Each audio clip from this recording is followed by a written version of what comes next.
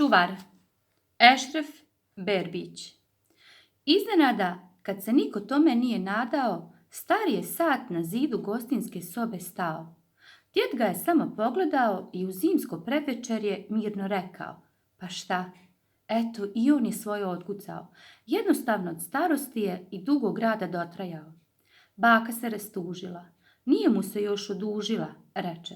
Za sve godine, za svaki dan, za svako veče, što nije dane traćio, već je čitav svoj život tiktakanjem pratio. Damiru je također bilo teško što je stari sat stao, baš kao da je gluhi mrak u kuću ušao i tu bi ko zna koliko dugo ostao. Trebalo bi ga već sutra odnijeti Sajđiji na opravku, predloži dječakova majka. Ni govora, usprotivi se djed. Ali zašto? Zar nam uz sat i njegovo tiktakanje svima nije ljepše u kući? Bila je uporna Damirova mama. Zato što nikada neće više biti onaj naš stari, dobri, zidni sat, odvrati baka. Niti će kucati onako lijepo i dobro, kao prije opravke kod Sajđije.